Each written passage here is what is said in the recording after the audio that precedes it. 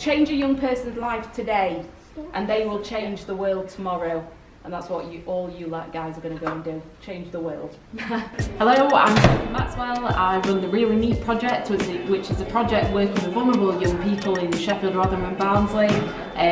My own life experiences made me want to set up the business due to experiencing homelessness, being neat myself and not completing my education. I'm really passionate about that young people are our future, and if we give them a helping hand, that they will succeed. My journey very much began in my early childhood. For 10 years I experienced domestic violence, and when I was 14 years old my mum had enough of it and she pulled me and my two sisters out of education and said, right, you know, we're going to have to leave Sheffield. We went up and down the country trying to escape it and eventually landed back in Sheffield. My mum had a nervous breakdown and at 16 years old I became homeless.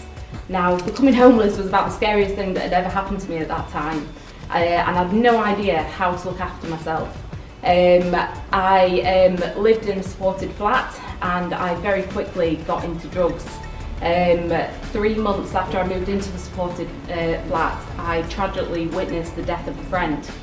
And it was a very pivotal point in my life because I realised where my life was going and where it was leading.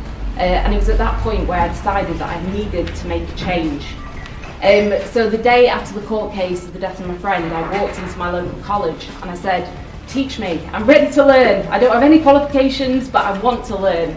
And I remember this argument with the receptionist saying, well, you've got no qualifications, what are we going to do with you? And I was about to storm out of the college, and then this guy in the corner went, whoa, pulled me by the scruff of my collar and said, hang on. You know, and he listened to me and he learnt about my life, and he said, okay, I'll take you on. I do a sport course, I think you can stick at that. And this guy was called Paul, and Paul used to pick me up from the homeless hostels and take me to the boxing ring.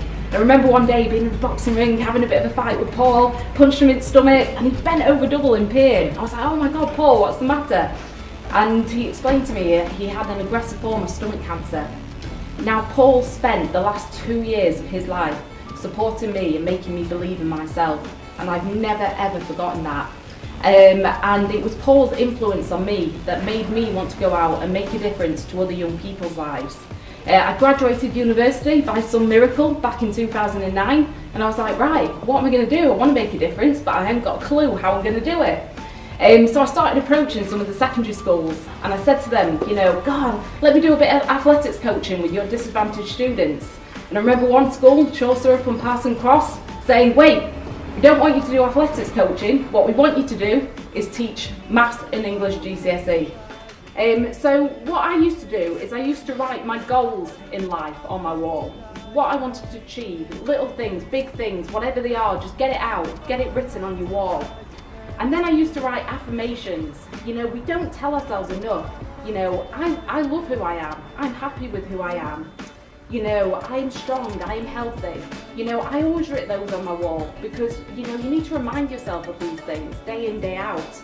And then I put motivational quotes. You know, I just Google motivational quotes and I put them on my wall and read them. And it just gives you a really good base to, you know, remind yourself what you're trying to do with your life. Back in the day where I was homeless and I sat there in the homeless hostel thinking, I don't know where my life is going to go.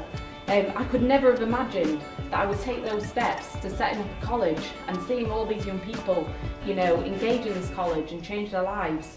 You know, if I could give you any message, it's like anything is possible. You know, don't write yourself off, don't say, oh, that's too big a dream to go for, because you never know what's going to happen.